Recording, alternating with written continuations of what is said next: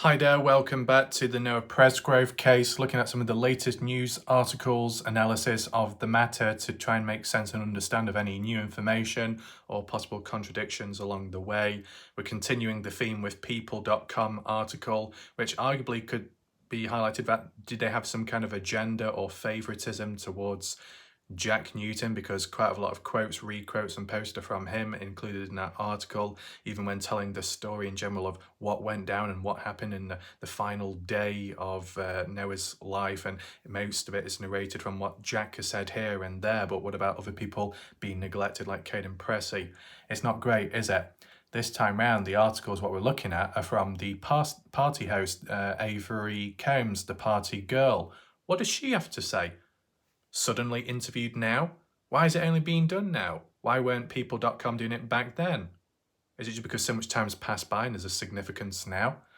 I mean, it feels like there've been waves and bursts. I don't know if I'm correct in saying, but people have said, oh, we've heard the same old story for so long and not much progress or movement has gone about until just recently. Is it like as soon as Warlike Wrath debuted within covering this case, that's when things started happening indirectly, just by coincidence? I don't know, because like, when I joined in, it feels new, it feels fresh, a lot of stuff's going on. Has it always been like this, or is it only now? Let me know, people that are watching long time before me, covered the case, learnt about it before I did. Was it always this busy? Was there always this much news and discussions going about and media news articles? Because at least from what some viewers said about my channel is that they're from the area, the locals, but they don't even know or have heard about the case. They only heard about it through me, and I'm from the UK. So I don't know, maybe it's different for everyone, different individual experiences, but nevertheless, we need to check for any more patterns of biasness, favoritism. When it comes to Avery Combs, what does she have to say? We'll find out in this article. And then we're going to do another article after that, a bulk video, and I'll explain why shortly, to do with the family, showing their memories of Noah and what was ahead in the future for him if he had been alive up to now, right? And nothing bad happened to him. When it comes to watching videos like this, if you are interested in the case and you've missed out on the previous video as well, where the I symbol is, top right corner of the screen right now, when you've got time, such as finished watching this video, click on that I symbol. You'll be able to find it, drop down box of the previous videos. I actually did 3 videos yesterday. There's a fair chance that people may have not seen them, forgotten about them, not notified because of the broken notifications, but be sure to catch up on those videos yesterday. Very important. My deep analysis with the Caden Pressey, Tyler Hardy situation on the highway. Even, I think an article that I looked at. Yeah, I think it was. And on top, the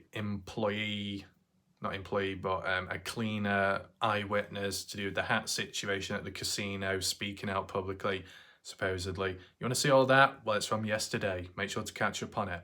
If you do want to support this channel, for example, down below in the comment section, pinned, there'll be some additional links there to do so. Shout out to the individuals recently, like Horizon in the background, very good of them. And then some people from last night as well, very positive to see. And leave your comments and thoughts down below under this video to what you think about these articles, what we're going to be looking at today. Do you see any inconsistencies, any contradictions? Is it all about Jack or is it more about Avery? Let me know your thoughts there. And for those that are watching in this live premiere right now, welcome. Share your thoughts in the live chat box right hand side of the screen.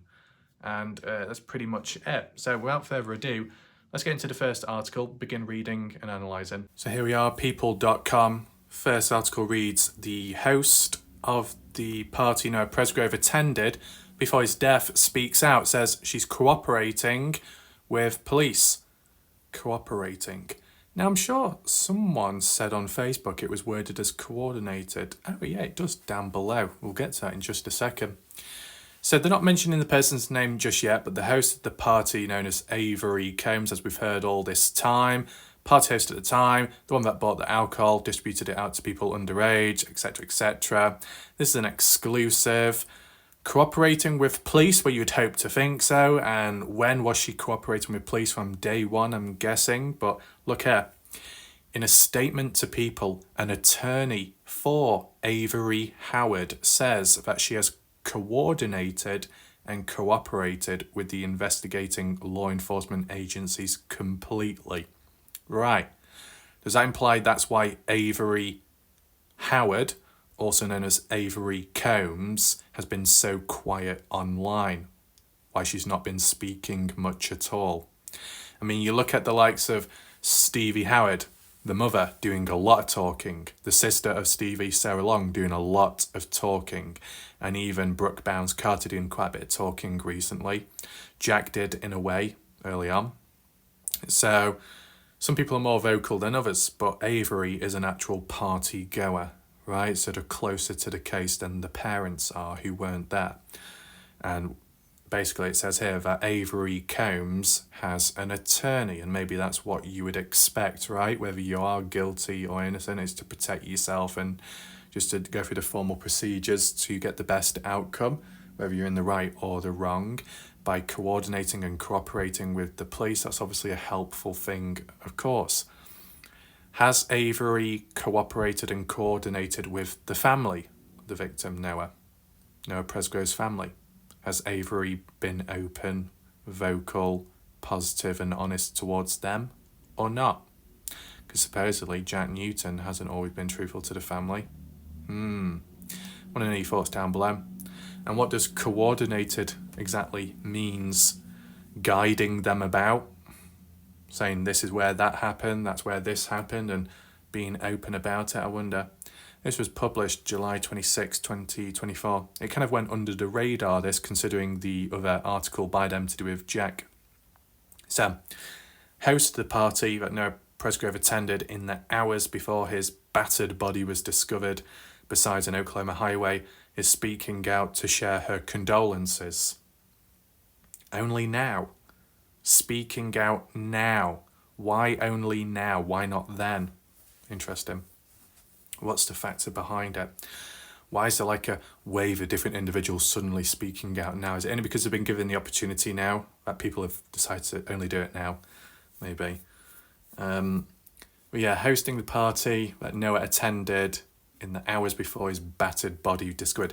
They're making it sound like that this party only occurred Sunday night, Monday morning, but no, it actually started Friday and ended Monday. But we never get to talk about Friday. No one ever mentions that, which is very disappointing, to be honest, because it might not link to Noah, but it could link to something. Why can't it be acknowledged? It's just not. It's weird. Anyway, but otherwise, she's declining to answer specific questions in the media regarding the ongoing investigation into the teen's mysterious death. That probably explains why she's silent at times online and not engaged in the same way as others. The attorney representing Avery Howard, Avery Combs, whose 22nd birthday bash at her home in Terrell, Oklahoma, was attended by dozens of teens and young adults, those that weren't actually welcome or invited, including 19-year-old Noah, says in this week's People cover story that she and her extended Wilcoxon family are working with investigators. Well, aren't some people within working on it regardless? Anything stands out here? Not really. In quotes, the entire Wilcoxon family mourns the tragic death of Noah Presgrove. Attorney Andrew Benedict says in the statement, the Wilcoxon family has cooperated with the investigating law enforcement agencies completely and intends to continue such cooperation until the investigation is concluded. But how long would that take? Noah, standout high school athlete, last seen alive by his friends in the early morning hours of September 4th, Monday. At least that is worded like that for once at the party. Some of the attendees had been drinking and went hog hunting in an ATV side by side, owned by Jack Newton, Noah's best friend. That consisted of Jack, Noah, I think Brylan, Isaac, those type of people, and Caden Pressey, of course. But that was a bit earlier on. They got back just before the night time of Sunday. That's how it's been worded. But the soiree got rowdier and the evening progressed and more people began showing up because originally there was only 9 people there. Interesting. And that's according to what Jack has said. Oh, God, we're going back into Jack. By 2 a.m, Jack says he'd gone to sleep in a bedroom in the house. But Caden said he was awake, so there's a lie there. But about an hour later, Noah got the keys to the ATV and went for a ride with several others. An hour later. Do you see, it's worded a lot clearer here than it has been worded in the previous articles. So how it's worded here implies 2 a.m. onwards, an hour later, 3 a.m. That's what I bloody well wanted, some kind of timestamp like that, right? Supposedly 3 a.m, side-by-side incident. From 3 a.m. to when Noah supposedly left the party at 3:30.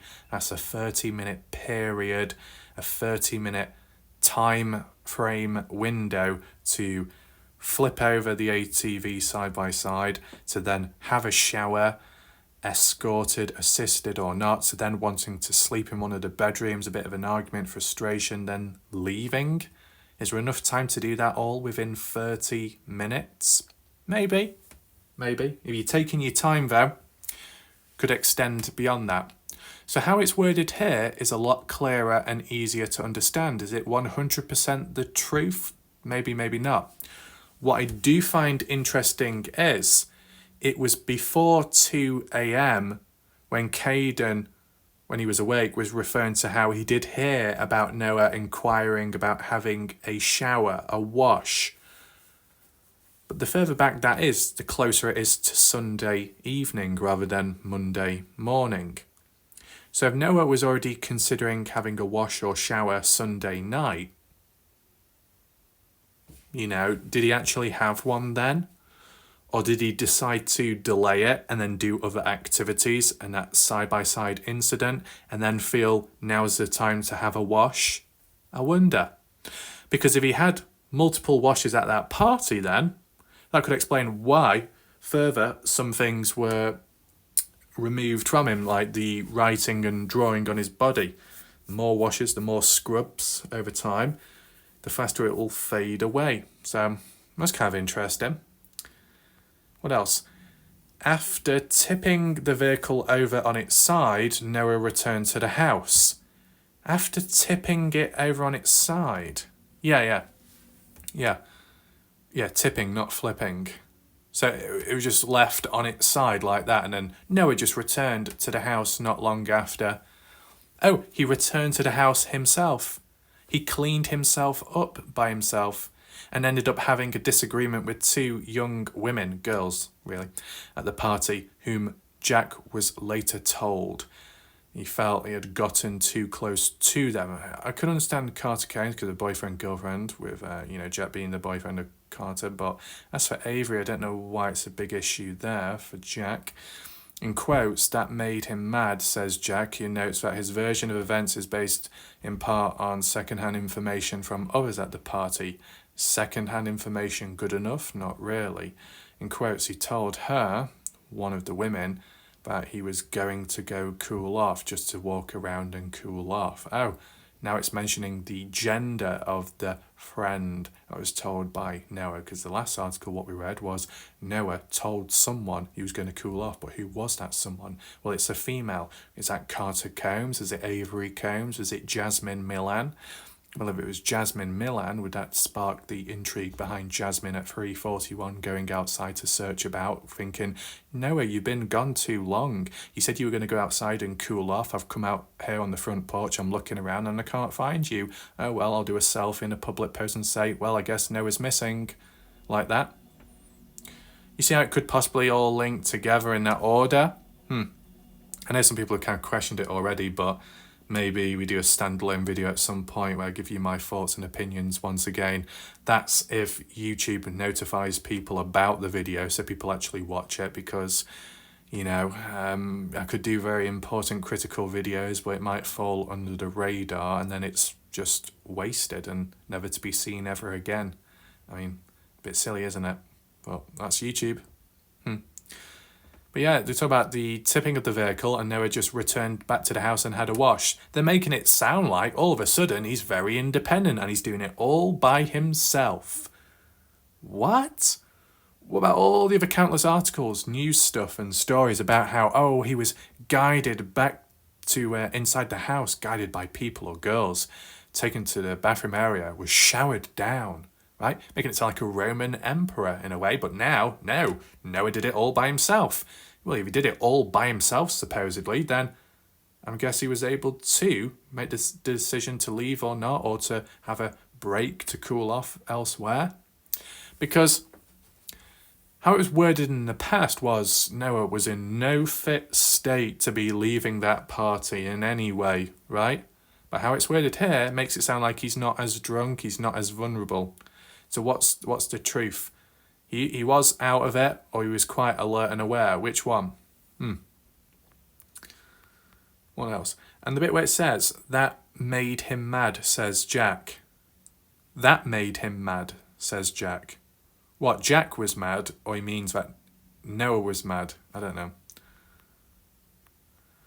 Noah was last seen leaving the house and disappearing into the night, Jack says. What? I mean, that makes sense based off the original concept, which has been neglected. Oh no, you see these waves of events and call-outs, right? This happened and that happened. Oh, but by the way, we'll just change the story halfway through, but actually, no, this happened and that happened and it wasn't that long. And you completely neglect about the original. Oh no, you know, this story, this article is completely changing it around all of a sudden from going on about, oh yeah, no, in the side-by-side, it flipped over, he was guided back to the house, he was washed down by people, he was vulnerable, he wasn't quite there with it because, you know, he was kind of out of it. Was he drunk? Was he being tired? Who knows? But he wasn't in a fit state of mind, wasn't physically fit at the time for whatever reason. And in this article, oh no, he managed to walk back and walk it off and go to the shower, have a wash. It was all fine and dandy. Oh, but by the way, you know, after that, he did walk away and he faded into the darkness because that's what Jack says. What? Is that because that's what Jack saw? Jack was there to watch Noah just wander away and walk off like that into the darkness and just let him do that. Considering what state he was supposedly in as it was originally claimed, oh, you just let a friend, a best friend, walk off. And if it's in the direction of the highway, that doesn't sound too promising. That would be facing east, walking off east to the highway on foot and just letting it happen in that moment. Yet the thing that's missing once again here and neglected, like with the other pattern of stuff, is that no argument, no more references about the Saturday argument, no more references about the Monday early hours of the morning argument, which was maybe one of the reasons to why Noah left, or it was in the process of when he was trying to leave or distance himself. Like Justin Roy said, it ended up turning very aggressive and there was pushing and shoving, a bit of physical contact, could have escalated. Why is that not mentioned anymore? Now, when Jack commented about it in the past, he was doing the typical minimization of saying it wasn't that bad, it wasn't that aggressive, it was resolved, you know, they hugged each other and cried, whatever, right? It's just not even being acknowledged now, it's just not even being mentioned. So it's talked about a lot in the past, and now these new articles, new stories about the case, they're neglecting the original stories of what happened, and the significant. An argument, a negative event, moments before, he was never seen again, but then later found dead. That's quite significant. Especially when it ends on negative terms, or there's a bad taste in someone's mouth, and then shortly afterwards, things happen. Is there a link? But you can't even establish that because they're not even acknowledging it here, like it never happened. Now, whilst yes, you could say, well, Caden didn't acknowledge it either. Well, if Caden wasn't there to see it, he didn't witness it himself, that's probably why he didn't make any reference about it. Just like the shower situation, he didn't see it, but he did hear Noah talk about having a shower earlier. Maybe you ask the right questions, you might not get the direct answer, but an alternative, such as, I didn't see it, but I heard about it, either later or earlier on. So let's just try one more time. Noah was last seen leaving the house. Okay, leaving the house, but not leaving the property. Take that into consideration. He's leaving the house, he's exiting the house, but he's still on the property land. What does he do from there? Disappears into the night. Why would you let anyone do that? That just sounds dodgy, okay? They make it sound like that the argument happened before he left the house, or was it after he left the house? For Jack to say at 3:30 and disappearing into the dark would imply that Jack was there to witness Noah wandering off into the darkness, and he just let Noah do that. Is that normal? And it depends what direction as well. If you're going east, you're going towards the highway. Are you honestly going to let your best friend walk off that way? Doesn't sound responsible. If he was going the other way, which would be west towards the woodland area and the Red River and the Texas border, I think, you're going to let him do that because it's quite steep down there. Weird. What else do we have here? By 6:15 a.m, local authorities acting on 2 911 calls from motorists on nearby Highway 81 found Noah's body about a mile's drive from Avery's house. Interesting how to just call it Avery's house. What about Carter Combs? Carter Combs there as well. Well, still is, I guess. 6:15. I saw on Facebook someone said about 6:15. Interesting. I'm thinking, is it really? 6:15. We've heard that before, or was it 6:18? 6:15 or 6:18, around that, when Jimmy Williams got there. And then onwards, Jeremiah Wilson. Yeah, that's how you say his name. Jeremiah Wilson got there. He should have been there first, but got there later. Noah was naked. Well, at a point he was, but earlier, supposedly he wasn't. Base of the skull split in two, spine fractured. Yeah, we've seen all that before. Quotes, laying on his side, knees were kind of pulled. We've seen all this before, and it's contradictions based off what the police guy said, based off what Caden said. Yeah, we have done an analysis on this. That's why there's no point going back over it all over again.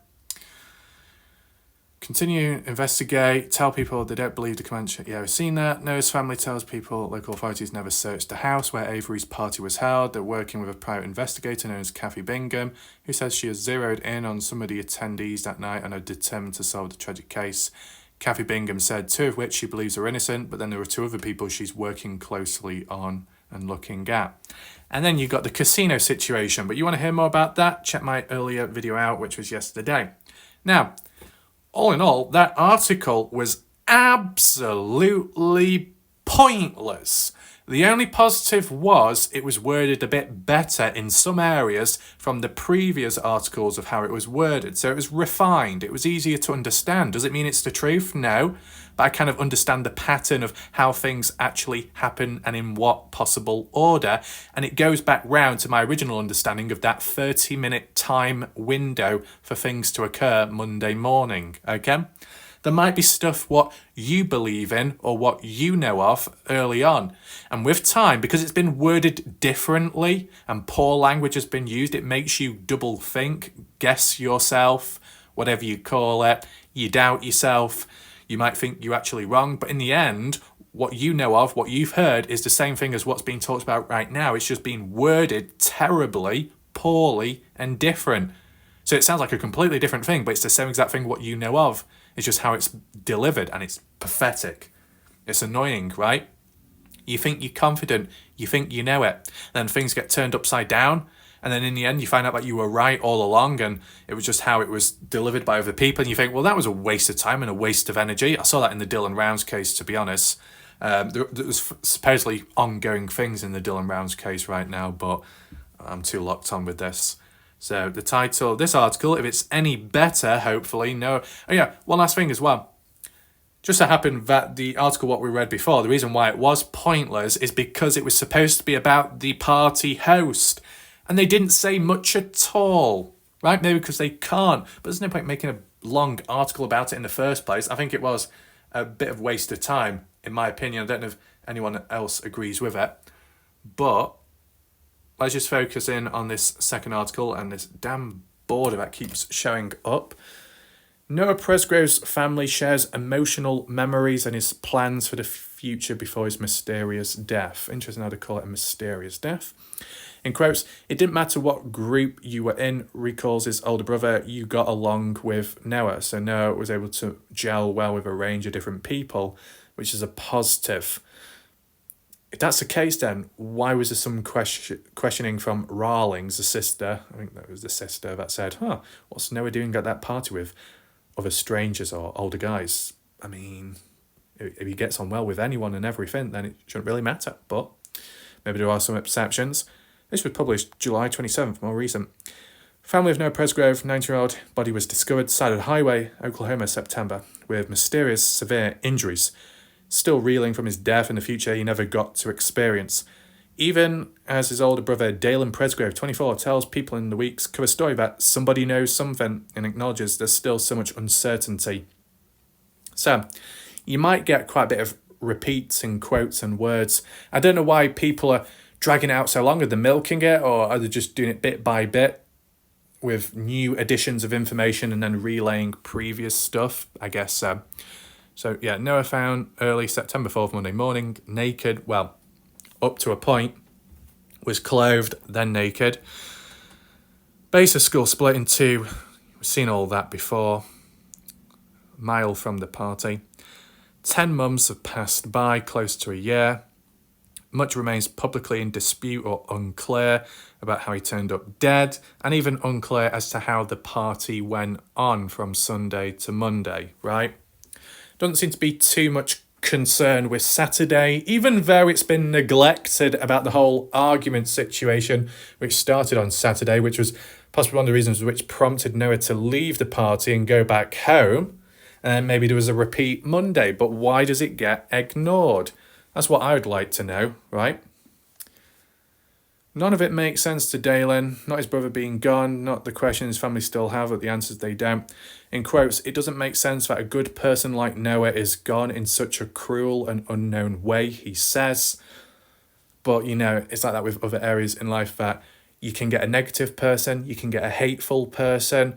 Oh, they're only like that because they've got such a bad, miserable life and they've got no one, they've got nothing, no one wants to be around them. And then it just so happens that they actually lead a far better life, maybe more enjoyable, maybe more successful than some people out there who are very positive, very honest, very nice, and they may have no one and nothing. It varies. It's all over the bloody place when it comes to this world. There's not enough consistency. There's not enough patterns. The ratios are extremely unbalanced and one-sided at times. You could have more bad than good. Then why can't you have 50% good, 50% bad?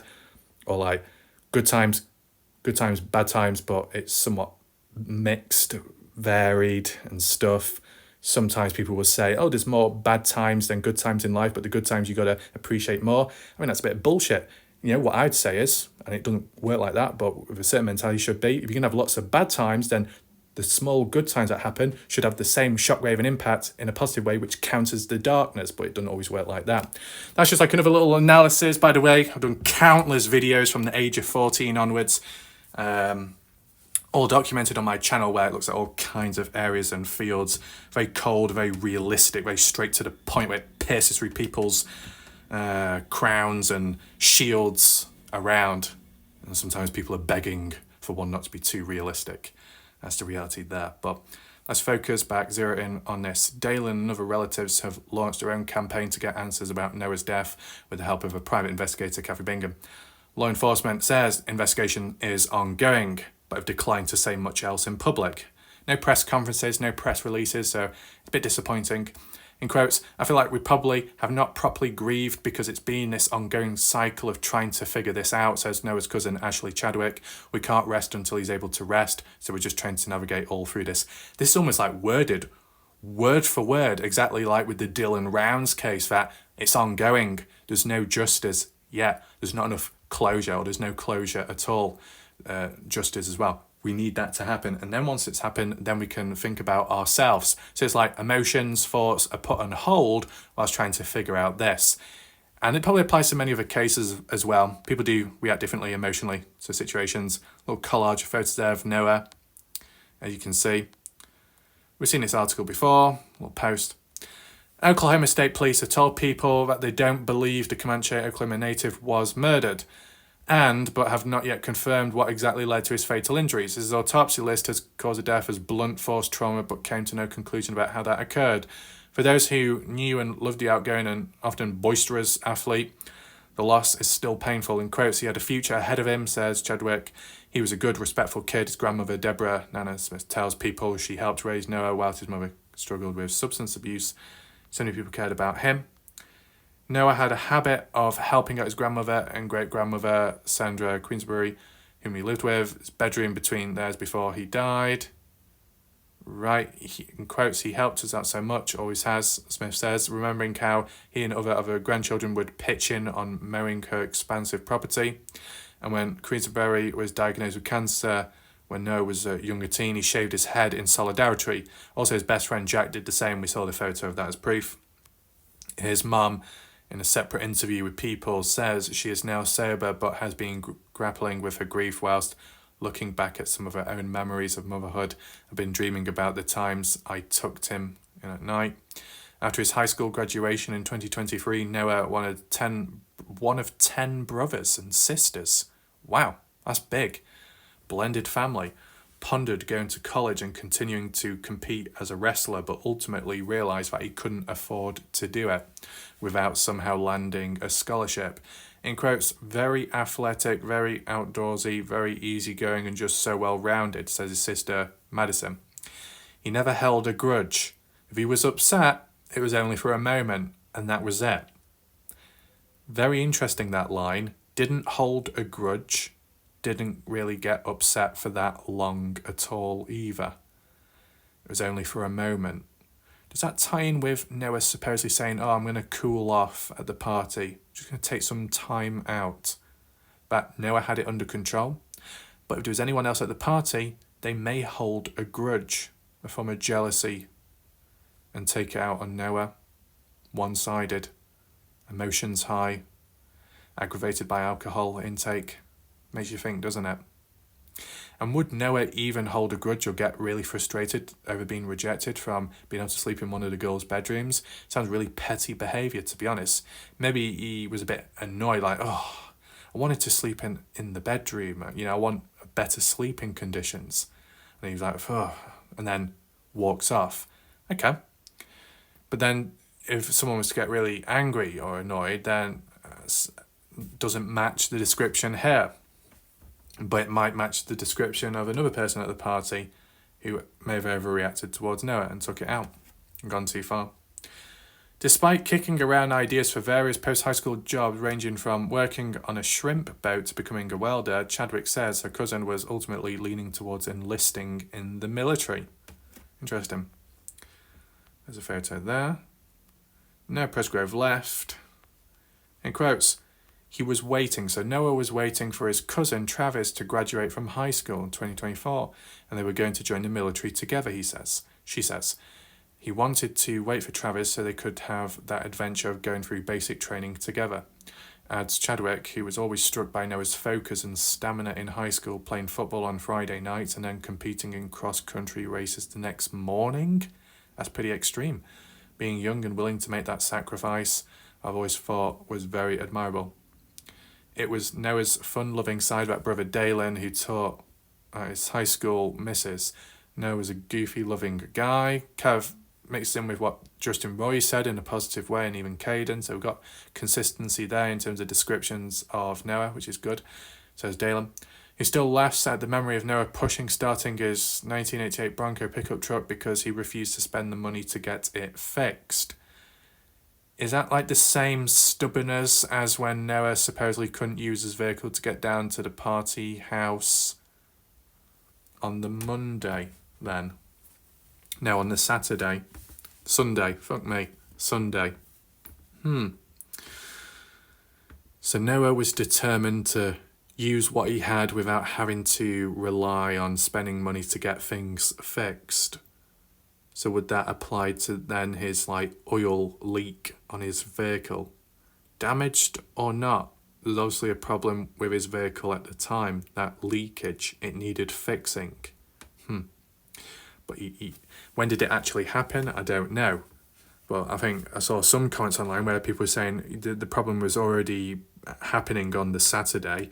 It's just that when the Sunday came, he decided to not bother using it because it was annoying having to keep filling it up. Well, if the problem's that annoying, then it should be fixed. And if it was fixed, and if he had his own vehicle with him Sunday and was able to leave Monday in it, would it be a different outcome or not? Okay? Maybe we do a poll on my channel page, or we do a poll in this video. I guess it depends what the reach is. I'll see, okay? But just as I'm working things out, the poll could be on the lines of, based off, if everything remained the same in terms of the story, the build up to Noah's death, but the one thing that was changed was that Noah drove himself down like I did Saturday, would he have been able to leave Monday, and would he have been alive till this day, yes or no? Just, that possibility. He's the type of kid that some teachers might hate, but everyone in the class and some of the other teachers loved because he was always in a very positive mood. If you were around Noah, you were more than likely going to be laughing, Dalen says. It didn't matter what group you were in, you got along with Noah. So it's all positive there, and it's like, you couldn't expect anyone to hate Noah unless they themselves hated themselves and were very, what's the term called? Self-conscious or something, but over the top and seeing things which aren't actually there, questioning and doubting, and taking it out on others from a jealousy.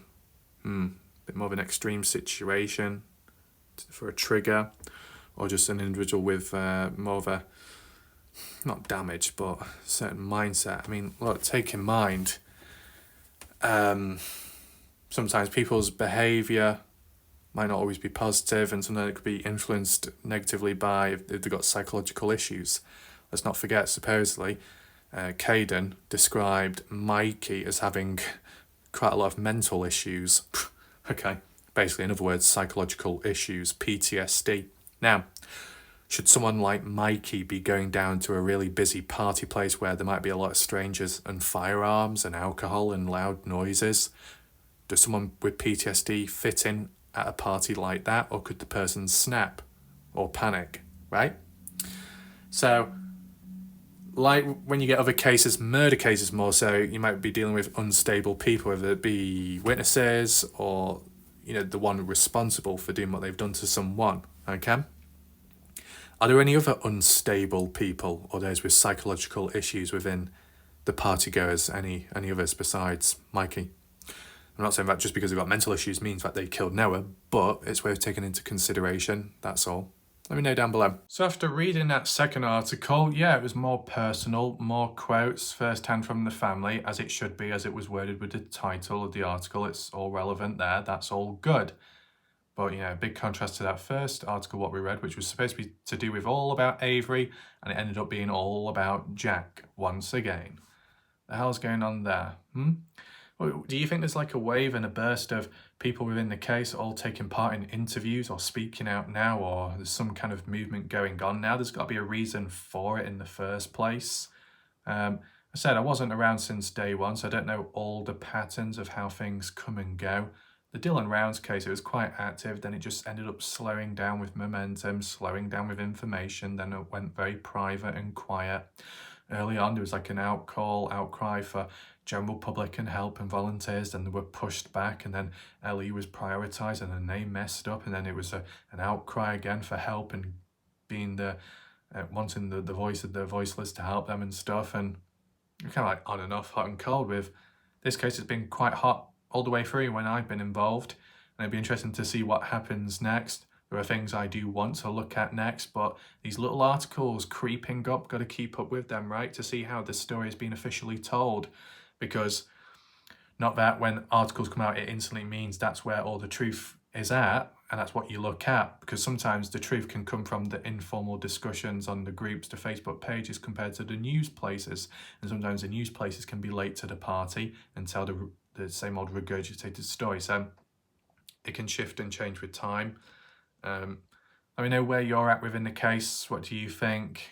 Any coverage, what you want, or in certain areas, you can leave your thoughts down below and maybe I'll get round to it. But I still got some catching up to do, and people might find it hard to believe, but really there's a lot to catch up on. There's a lot of pending videos and some viewer requested ones too. can't be doing it all at once because it'll take too long, and by splitting it up it makes it easier to follow. But I'm punished if I do too many videos in a day, such as yesterday. If you look at yesterday's videos, statistically a lot lower than if I was to do one video a day, and that's just because of notifications and YouTube.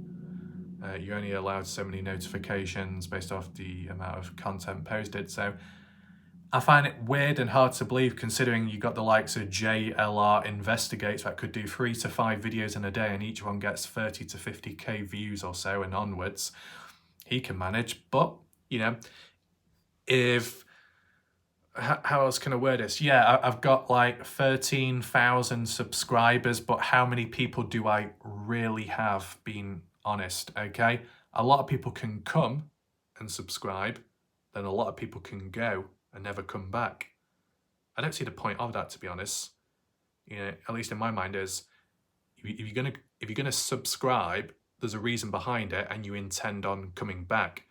When you do get the masses, and it is the majority out there that do come and subscribe but don't come back, it's pointless. Statistically, it actually harms the channel.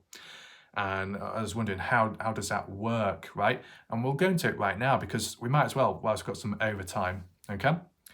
So when it comes to videos being recommended and put out there to the general public, there's a first check. It's the audience, your subscribers of who watch your videos on a regular basis. They're the most important factor first, most important people. As long as they come and watch in the majority, based off the subscriber count, then YouTube will identify it as a successful video, then recommend it out there, so then more people have access to searching it, front page, suggested videos, and then it can grow beyond expectation, right? But that's only on the basis that the majority of people subscribed, such as to my channel, actually watch the video, has access to it, and notified or searches for it themselves. As long as the main first wave of people, subscribers, come, watch, engage, comment, like, whatever, then YouTube pushes that video to strangers. And then strangers can be judged by how they watch, like, and interact. And if they like it, it'll just keep on growing and being expanded. But what happens if you've got 20,000 subscribers and only 500 of those subscribers bother coming back and watching? YouTube punishes channels if they've got a high subscriber count but a low returning rate when it comes to daily videos, okay? I've seen it from other people's points of views, and maybe I've been on the receiving end of it as well, okay? And in recent time, it's not by choice of subscribers, it's just because they've not been told about my videos, they've not been notified, so they've assumed that I've been inactive. Hell, there's people who said, you know what, I've not seen your channel for over 2 years, I assumed you were dead. Oh, but I wasn't notified, but you have uploaded videos, so, oh well. And it's like, wow, really? But that's what happens, okay? So to put it in perspective, right, you got 20,000 subscribers and only 500 people are notified, or 500 subscribers out of the 20,000 on your channel decide to return and watch your next video. It's not a good ratio, is it? 500 people watched, the 19,500 other subscribers just ignored your video. YouTube would rule that as a failure and are less likely to push it out there. So the video dies and is never seen or heard again. If people tried searching for it, it wouldn't show up as clear. If people were trying to find for the recommended, it wouldn't show up there. Suggested videos wouldn't show up there. Suggested videos after another person's channel wouldn't show up there, right? So yeah, the subscriber situation is the most important factor when it comes to YouTube. And people could say, oh, boo-hoo. Who cares if your video does well or if it's a failure? Why should it matter? What matters is the case. What matters is the victim. What matters, for example, is Noah Presgrove. Not how your channel performs, not your statistics. But it does matter because it goes hand in hand. The whole point is to spread awareness of findings, important questions, never seen before material. The whole point of that is to put it out there so more people learn about the case and understand things which have never been seen or heard before. If that target is not met because of YouTube, dodgy notifications, a terrible ratio between the amount of total subscribers on a channel and the smaller amount that actually return back, there's failure, right? If the whole goal or aim is to spread awareness, but it's not being met, that's a failure. Videos can go to waste, videos that can be very important and eye-opening, wrong place, wrong time, poor statistics, not pushed out there, never to be seen or heard again. That's quite worrying, that, because just imagine if you were one of the first individuals to come across some groundbreaking evidence which could solve a case. Well, no, because if it was that important, then you'd be reaching out to the police. But it depends what situation you're dealing with and what country you're from. But maybe on a lesser degree, you find something very important to people's knowledge or understanding, but because only a small amount of people return back to watching your video, YouTube identifies that as a failure and then decides not to push your video out there anymore. So yeah, it does reinforce and show that subscriber counts are very important. You might have 20,000 subscribers, but how many do you really have in terms of true subscribers? People that actually return back, people that actually watch later videos, because those type of people are the most important, because that's what determines whether YouTube pushes that video out there to the general public further or not, right? I've only started learning this recently, okay? I don't know as for numbers and stuff, but there was a time where I was doing short videos, football clips, edits, visuals, right? It gained traction, it brought in a wide range of people. They didn't return back. They were only there one time. And maybe they were only there because of unrelated content. So, because I don't do that stuff now, but I'm doing this, whatever amount of people I gained in subscribers from that, they're not coming back, okay? And it makes sense because this won't interest them. People subscribe for a reason. And if you stop making stuff which was the reason for why they subscribe, they're probably not going to come back, are they? So I guess that. But for most part of it, the reason why I have the subscriber count that I have is because I've covered mysteries and cases. And there's many crossovers. There's a wide range of variety in cases and types, isn't there? So really, if you bring majority of people in through that theme, the coverage is endless and the cases are endless. Maybe some people will favour one case more than the other, and they might find this one boring and they won't return back for that one, but you know, it's just a lot more open. You might still have a niche, but with it being more open, you got more chances to look at a wider range of different things. So I've done that right, I've done that correct, okay, in the cases and switching with time in a stable way, bringing a certain audience, they learn, understand, talk, communicate, all good. And then slowly transition to the next case, repeat, then move on to the next case without it being erratic and all over the place.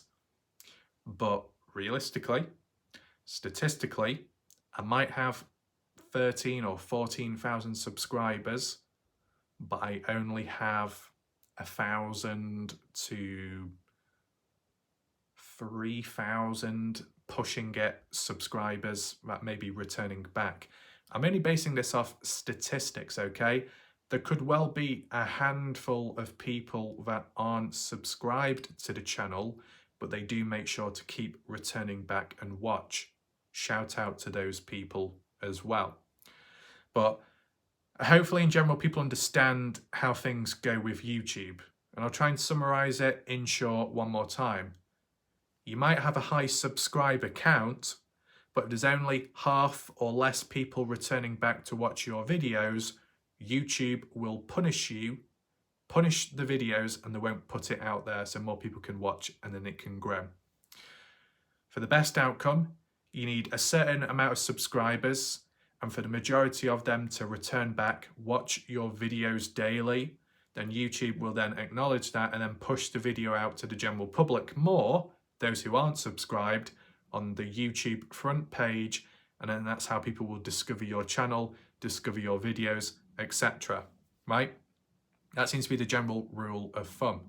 Now, granted, you can do videos with other cases unexpectedly, and it could bring in a wide range of people, like a one-time thing, a one-off or short burst, where it doesn't rely on subscribers, but because it's a niche or it's a hard-hitting video or no one else has covered it, there might be some leniency for strangers watching it and reaching your video when most of the time they wouldn't be able to.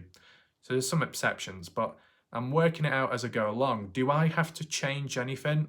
Not at all. I don't need to do anything. I just keep on doing what I'm doing. It's just a bit of a negative reminder now that, yeah, I can look at the subscriber count, but I've always got to remind myself, yeah, that many people, but nowhere near that many people are watching, right? Because to put it basic, yeah, I've got nearly 14,000 subscribers, but am I getting 14,000 views per video? Not at all. Is anyone else out there? Not really.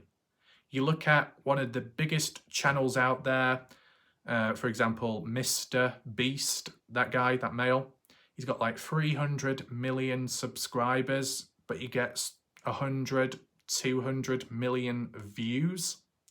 Very high, very good, but the ratio isn't, is it? Like 100 million out or something, people who maybe subscribed, but they aren't coming back. And then that applies to, I don't like using the term smaller channels, but kind of smaller channels where they might have 60 to 100,000 subscribers, but they're only getting 10,000 or less views. It's not right, is it? It's kind of messed up. It's a shame. You know what should be done?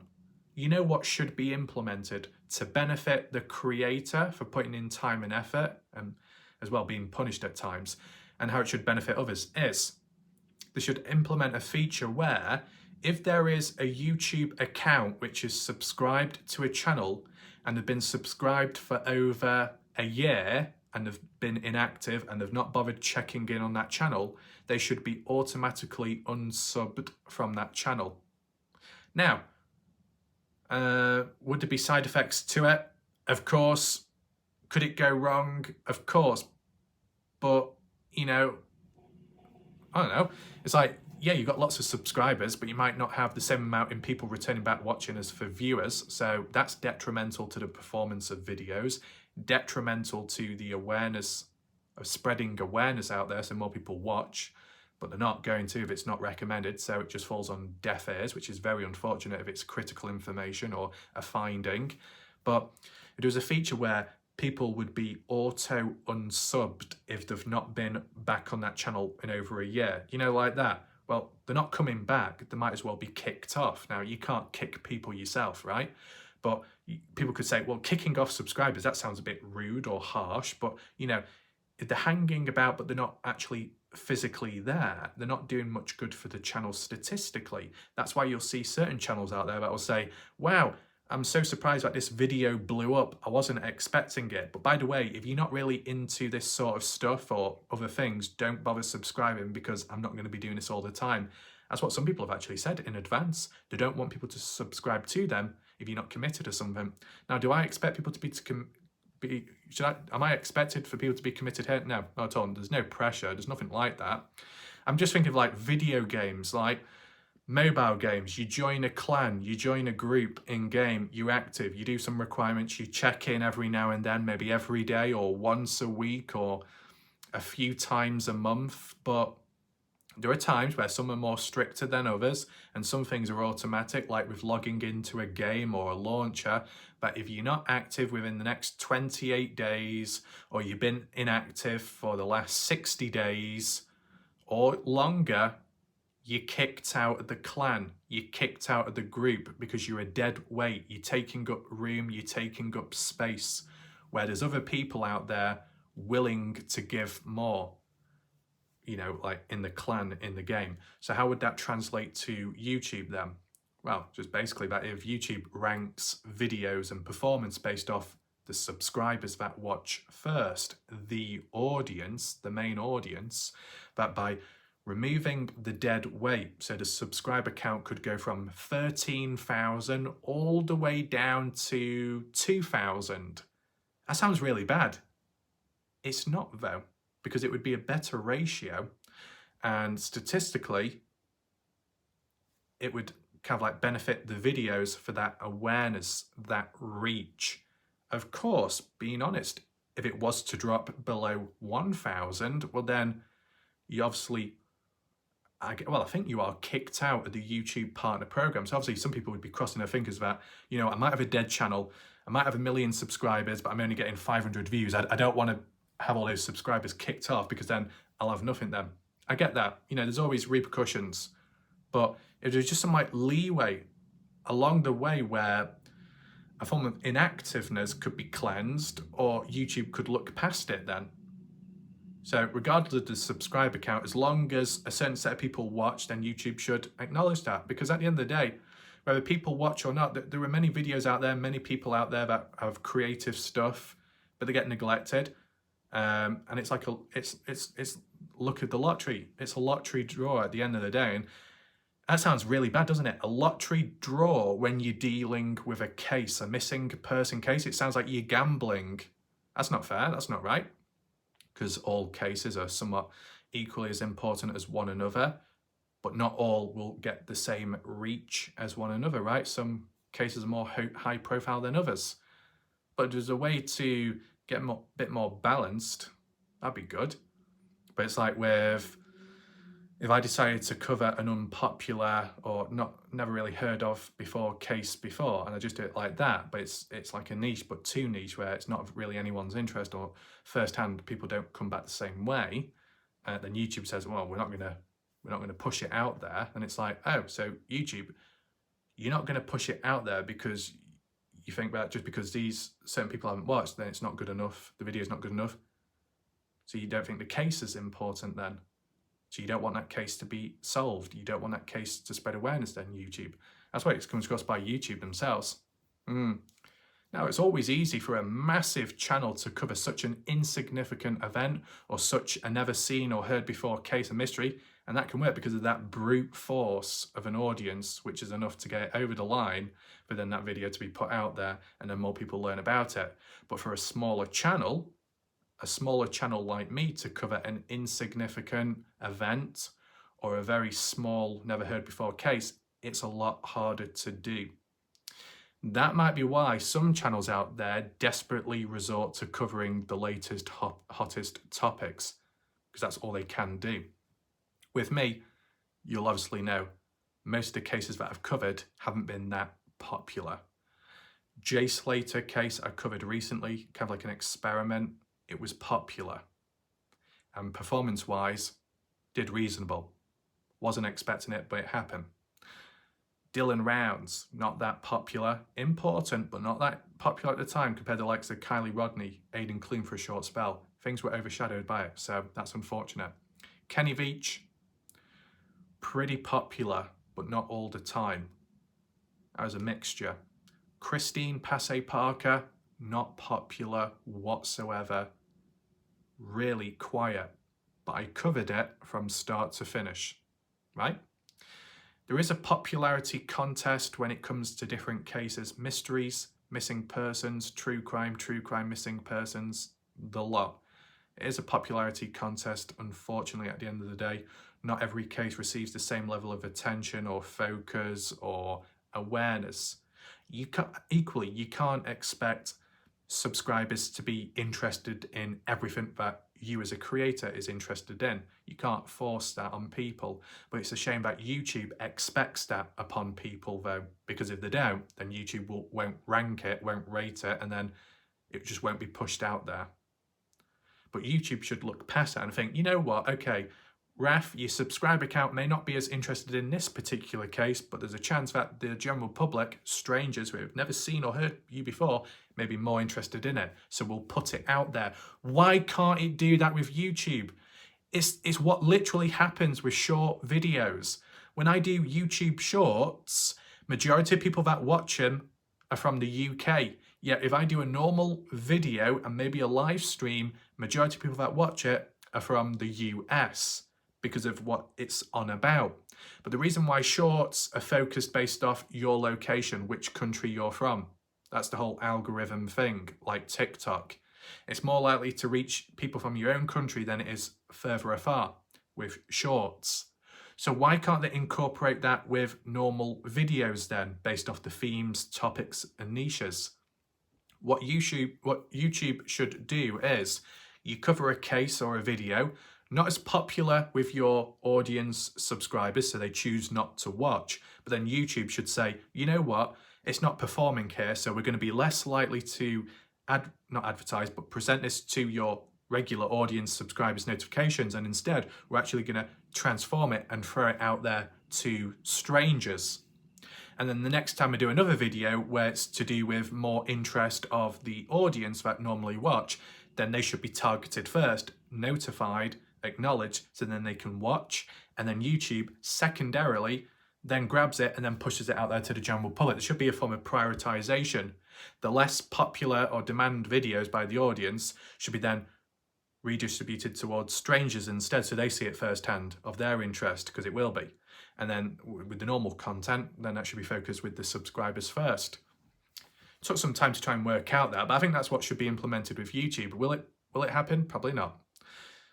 Do I try reaching out to him about it? I don't know, because depending which way you do it, it just doesn't work. And then they end up talking about random stuff and saying, do you have proof? Do you have evidence? I'm thinking, what the fuck do you want? What more do you want? You know, what next time I say, oh yeah, I got my belt stuck. Oh, can we have proof of where the whip marks are? Well, no, you don't need that evidence and proof. Get a grip. So yeah, YouTube's dodgy, simple as. Statistics are dodgy at the moment, which is a shame. That has a knock-on effect statistically with the awareness. It's important for awareness in learning about a case, and so more people know about it, and it might bring in the right resources as well. So in the Kenny Veach case, in a way, saw it with Dylan Rounds, it can happen here as well. But unfortunately, at the moment, it's a little bit dodgy. That's why I'm just doing one video for today, because I did some other videos, like backups possibly, or just other unrelated stuff elsewhere. So hopefully you found this video okay. It was a bulk one, 2 different articles, but about the same thing, really. Kind of go hand in hand. One was good, the other one was very disappointing. Let me know what you think down below in the comment section. Thanks for watching. See you next time. I don't know if I'll do a video tomorrow because I am busy, so there might not be a video tomorrow, but there definitely will be the day after, which will be Tuesday. So look out for Tuesday. Monday could be a quiet day here, but a busy day elsewhere. So goodbye for now. Good night.